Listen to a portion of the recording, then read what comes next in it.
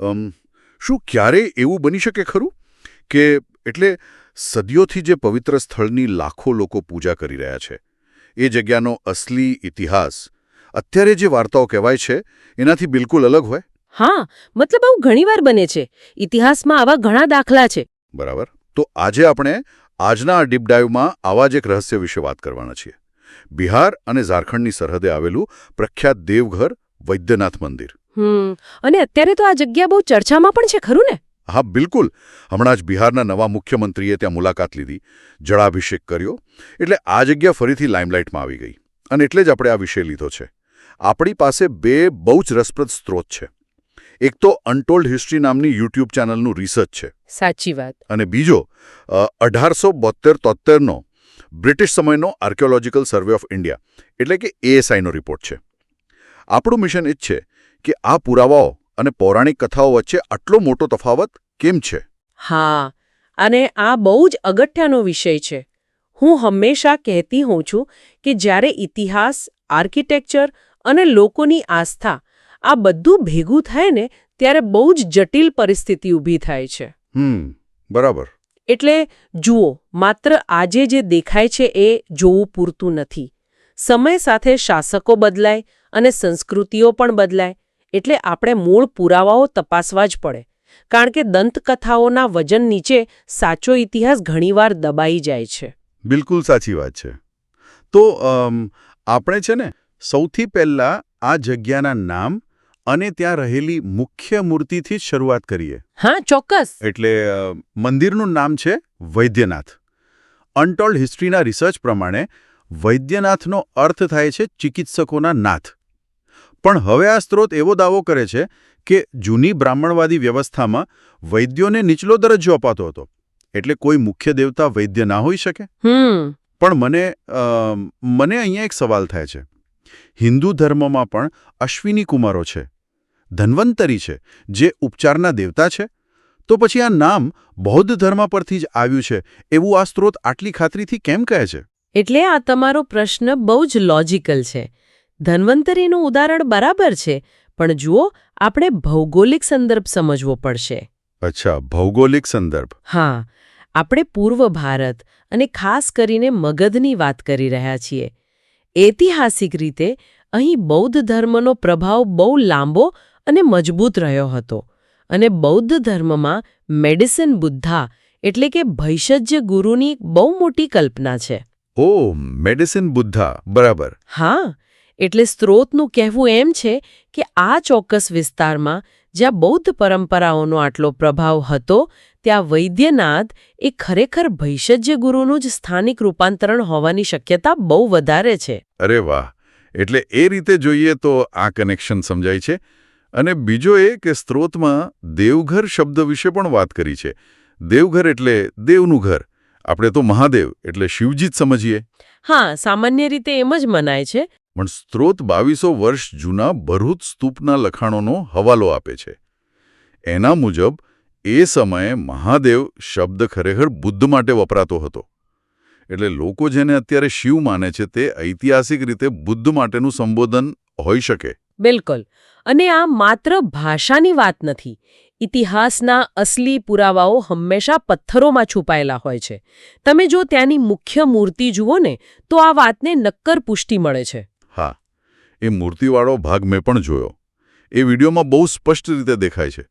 મૂર્તિને અત્યારે ભલે ગમે તેટલી શણગારી હોય, મતલબ ચાંદીનો મુગટ પહેરાવ્યો હોય કે બનાવટી મોટી આંખો લગાવી હોય, પણ એના મૂળ પથ્થરને ધ્યાનથી જોઈએ તો મૂર્તિના શરીર પર એક પારદર્શક વસ્ત્ર દેખાય છે. હવે હિન્દુ દેવતાઓની મૂર્તિમાં છાતી પર જનોઈ હોય. બરાબર, જનોઈ હોવી જોઈએ. પણ આમાં જનોઈ છે જ નહીં. એની જગ્યાએ આ પારદર્શક વસ્ત્ર છે જે બૌદ્ધ સાધુઓ પહેરે છે, જેને આપણે ચીવર કહીએ છીએ. આ ચીવાર્થ શિલ્પકલાની દ્રષ્ટિએ આ બહુ જ મોટો પુરાવો છે. પ્રાચીન શિલ્પકારો પથ્થર પર વસ્ત્રોની કરચલીઓ બહુ ચોકસાઈથી કોતરતા હતા. હા, બિલકુલ. અને માત્ર કપડાં જ નહીં, બેસવાની મુદ્રા પણ જુઓ. આ મૂર્તિ ભૂમિસ્પર્શ મુદ્રામાં છે. એટલે ગૌતમ બુદ્ધ ધ્યાનમાં બેઠા હોય અને તેમનો જમણો હાથ જમીનને સ્પર્શ કરતો હોય. જ્ઞાન પ્રાપ્તિ વખતે પૃથ્વીને સાક્ષી માનવા માટે. આ તો એવી વાત થઈ કે કોઈ વ્યક્તિએ ડૉક્ટરનો કોટ પહેર્યો હોય અને આપણે એને એન્જિનિયર કહીને બોલાવીએ. હા બરાબર આવું જ છે. એટલે વિડીયોમાં આ મૂર્તિને ઓડિશાના રત્નાગિરીની 8મી સદીની બુદ્ધ મૂર્તિઓ સાથે સરખાવી છે. અને બંને મૂર્તિઓ આબેહૂબ સરખી છે. મુદ્રા, કપડાં બધું જ. હા બધું જ મેચ થાય છે. તો પછી આ ગેરસમજ કેમ? જો દેખીતો પુરાવો આટલો મજબૂત છે તો શું કોઈ દસ્તાવેજો છે જે આના પર પ્રકાશ ફેંકે? છે ને. અને અહીંયા જ આપણને 1872-73નો ASIનો રિપોર્ટ કામ લાગે છે. એલેક્ઝાન્ડર કનિંઘહામનો રિપોર્ટ. એમને તો ભારતીય પુરાતત્વના પિતામહ કહેવાય છે. હા, એલેક્ઝાન્ડર કનિંઘહામ. બહુ મોટું નામ છે. બિલકુલ. એમની ટીમ કોઈ ટુરિસ્ટ નહોતી. એમણે બહુ જ પદ્ધતિસર માપ લીધા હતા, શિલાલેખો વાંચ્યા હતા. એટલે એમનો રિપોર્ટ ઐતિહાસિક રીતે બહુ વજનદાર છે. એટલે સ્ત્રોત આપણને કનિંઘહેમના બંગાળ પ્રાંતના રિપોર્ટના પેજ 141 પર લઈ જાય છે. અને એમાં જે લખ્યું છે ને એ તો ઇતિહાસ સાથે છેડાની સૌથી મોટી સાબિતી છે.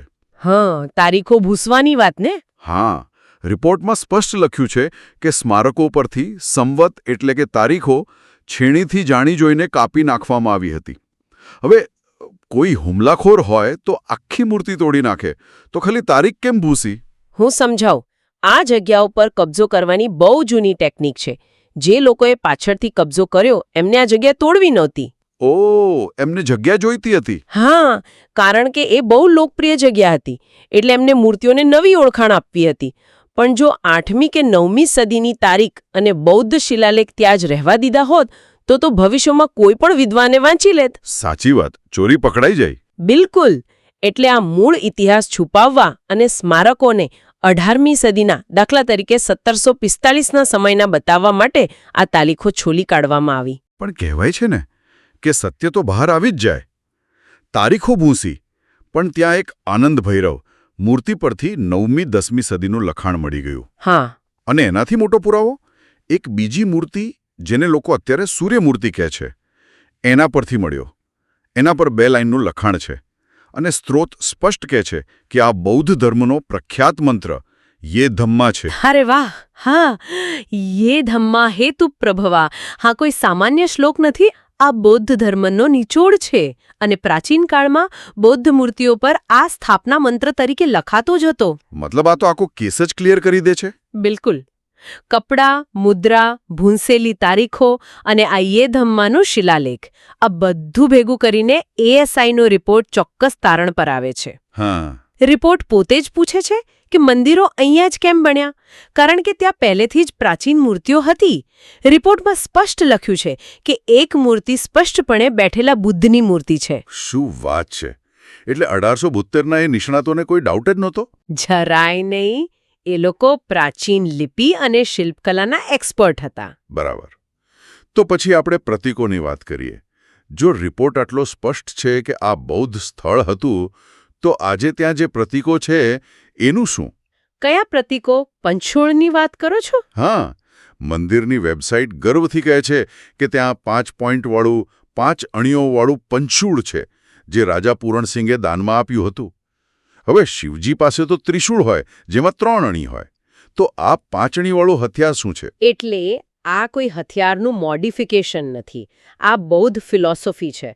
આ પંચશૂળ ખરેખર બૌદ્ધ ધર્મના પંચશીલનું પ્રતીક છે. અચ્છા, પંચશીલ. હા, બૌદ્ધ ધર્મમાં જીવન જીવવાના 5 સિદ્ધાંતો છે. જેમ કે હિંસા ન કરવી, ચોરી ન કરવી. એને પંચશીલ કહેવાય છે. તો પછી ત્યાં અમુક મૂર્તિઓ પર જે 3 પોઈન્ટવાળું પ્રતીક છે જેને ત્રિશૂળ માની લીધું છે એ શું છે? એ ઐતિહાસિક બૌદ્ધ કળામાં ત્રિરત્નનું પ્રતીક છે. ત્રિરત્ન એટલે બુદ્ધ, ધમ્મ અને સંઘ. પણ જ્યારે જગ્યાનું ધાર્મિક રૂપાંતરણ થયું ત્યારે ત્રિરત્નને ત્રિશૂળ બનાવી દીધું અને પંચશીલને પંચશૂળ કહી દીધું. બહુ સિમ્પલ. અરે વાહ! આ તો બહુ લોજિકલ રીતે બદલી નાખ્યું. અને બીજું એક સ્ત્રોતમાં ચંદ્રકાંત મણીની વાત છે. મંદિર પરિસરમાં 8 પાંખડીઓવાળું એક કમળ છે જેને હવે લોકો ચંદ્રકાંત મણી કહે છે. હા, અને આ પણ બહુ સ્પષ્ટ છે. પ્રાચીન બૌદ્ધ આર્કિટેક્ચરમાં 8 પાંખડીઓવાળું કમળ એ બૌદ્ધ ધર્મના અષ્ટાંગિક માર્ગનું પ્રતીક છે. 8-fold path. બિલકુલ. ભૌમિતિક આકારો એવા હોય કે નવી માન્યતાવાળા એને સહેલાઈથી નવો અર્થ આપી શકે. બનાવનાર માટે એ અષ્ટાંગિક માર્ગ હતો, પણ પછીથી આવનાર માટે એ ચંદ્રકાંત મણિ બની ગયો. તો જો આ બધું જ બૌદ્ધ વિરાસત તરફ ઇશારો કરે છે તો મંદિરની ઓફિશિયલ વેબસાઇટ પર આ બધી અલગ અલગ વાર્તાઓ કેમ ચાલે છે? જુઓ, જ્યારે ઐતિહાસિક તથ્યોની જગ્યા ખાલી પડે છે ને, ત્યારે નવી વાર્તાઓ એ જગ્યા ભરી લે છે. નવા શાસકોને લોકોની આસ્થા ટકાવી રાખવા માટે કોઈ મજબૂત વાર્તા જોઈતી હોય છે. અને આ વાર્તાઓ જુઓ તમે, વેબસાઇટ દાવા કરે છે કે આ 12 જ્યોતિર્લિંગોમાંનું એક છે, પણ સ્ત્રોત બહુ મોટો પ્રશ્ન પૂછે છે. જો આ જ્યોતિર્લિંગ આટલું જૂનું હોય તો આદિ શંકરાચાર્યના લખાણોમાં આનો ઉલ્લેખ કેમ નથી? સાચી વાત. અને હ્યુએન સાંગ કે ફાહિયાન જેવા ચીની પ્રવાસીઓએ પણ આટલા મોટા જ્યોતિર્લિંગ વિશે કંઈ જ લખ્યું નથી. આ ઐતિહાસિક મૌન જ સૌથી મોટો પુરાવો છે કે આ માન્યતાઓ પાછળથી ઊભી કરવામાં આવી છે. અને જે વાર્તાઓ પછી ફેલાવવામાં આવી એ તો સાંભળો. વેબસાઇટ પર એવી કથા છે કે રાવણ કૈલાસથી શિવલિંગ લઈને લંકા જતો હતો. રસ્તામાં વિષ્ણુ ભગવાને આદિવાસી બૈજુ ઘરડિયાનું રૂપ લીધું એને રોકવા. અને ત્યાં જ શિવે રાવણની ચિકિત્સા કરી એટલે નામ પડ્યું વૈદ્યનાથ. અને પાછું એવું પણ કહેવાય છે કે આ 51 શક્તિપીઠોમાંથી એક છે જ્યાં સતી માતાનું હૃદય પડ્યું હતું.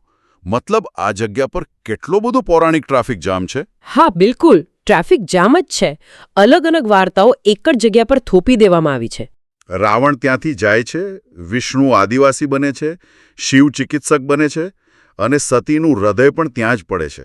અને જો તમે ટાઈમલાઈન જુઓ ને તો એમાં પણ વિરોધાભાસ છે. એક બાજુ કહેવાય છે કે 8મી સદીમાં નાગવંશી શાસકોએ મંદિર બનાવ્યું. બરાબર.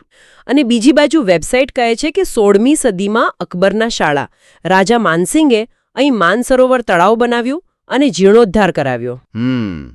પણ આપણે તો જોયું કે તારીખો ભૂંસીને એને 18મી સદીનું બતાવવાનો પ્રયાસ થયો હતો. હા, એટલે આ બધું બતાવે છે કે અલગ અલગ રાજાઓએ પોતાની અનુકૂળતા મુજબ ઇતિહાસ સાથે છેડછાડ કરી છે. અને અહીંયા સ્ત્રોત એક બહુ સંવેદનશીલ દાવો પણ કરે છે કે આ વિસ્તાર જે સંથાલ પરગણા કહેવાય છે એ મૂળ આદિવાસીઓનો વિસ્તાર હતો અને એ લોકો પ્રાચીન કાળથી બૌદ્ધ ધર્મ પાળતા હતા. હા, આ બહુ મહત્વનો પોઈન્ટ છે. એટલે નવી ધાર્મિક વ્યવસ્થાઓએ એમની વિરાસત પર કબજો કરી લીધો અને નવી વાર્તાઓથી એમને એમની જ ઓળખથી દૂર કરી દીધા. અને આ પ્રક્રિયા ઇતિહાસમાં ઘણી જગ્યાએ થઈ છે. પણ અત્યારે કોઈ જો આ વાર્તાઓ પર સવાલ ઉઠાવે તો બહુ મોટો વિરોધ સહન કરવો પડે છે. હા, અને સ્ત્રોતે આ માટે ગુજરાતના નિખિલ ચાવડા નામના યુવકનો દાખલો આપ્યો છે. એની ધરપકડ થઈ હતી કારણ કે એણે સોશિયલ મીડિયા પર આવા ઐતિહાસિક દાવાઓ પર પ્રશ્નો ઉઠાવ્યા હતા. જો આપણે કોઈનો પક્ષ નથી લેતા, પણ આ ઉદાહરણ બતાવે છે કે પ્રસ્થાપિત માન્યતાઓ વિરુદ્ધ બોલવું કે માત્ર પુરાવા માંગવા એ આજે પણ કેટલું મુશ્કેલ અને જોખમી છે. સાચી વાત. તો આપણે આજના ડીપ ડાઇવના મુખ્ય મુદ્દાઓ જોઈ લઈએ. 1872નો ASI રિપોર્ટ, ભૂંસેલી તારીખો, યે ધમ્માવાળા શિલાલેખો, પારદર્શક ચીવર પહેરેલી અને ભૂમિસ્પર્શ મુદ્રાવાળી બેઠેલા બુદ્ધની મૂર્તિ. બિલકુલ. અને હા, પેલા બૌદ્ધ પ્રતીકો, પંચશૂળ અને 8 પાંખડીઓવાળું કમળ. આ બધું જ સાબિત કરે છે કે દેવઘર વૈદ્યનાથની જગ્યા પ્રાચીન બૌદ્ધ વિરાસત સાથે જોડાયેલી છે. અને છેલ્લે હું એટલું જ કહેવા માંગતી હતી કે આ ચર્ચા માત્ર ઇતિહાસ જાણવા પૂરતી નથી. આનો હેતુ ક્રિટિકલ થિંકિંગ એટલે કે વિવેચનાત્મક વિચારસરણી વિકસાવવાનું છે. આપણી સામે જે વાર્તાઓ પીરસાય છે એને આંખ બંધ કરીને માની લેવા કરતાં પુરાવાઓ તપાસવાની આદત પાડવી બહુ જરૂરી છે. એકદમ સાચી વાત. અને અંતમાં આ આખી ચર્ચા પરથી મને એક બહુ જ મોટો વિચાર આવે છે.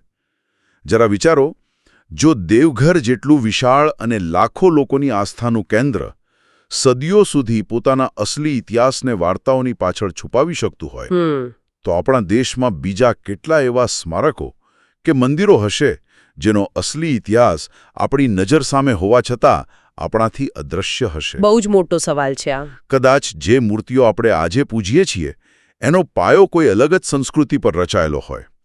સત્ય સમજવા માટે વાર્તાઓથી આગળ જઈને પથ્થરો વાંચવા પડે છે. તો આ સાથે આપણે આજની આ ચર્ચા અહીં પૂરી કરીએ છીએ. સતત નવું શીખતા રહો, પ્રશ્નો પૂછતા રહો અને પુરાવાઓ શોધતા રહો. ફરી મળીશું એક નવા વિષય સાથે. ત્યાં સુધી વિચારતા રહેજો.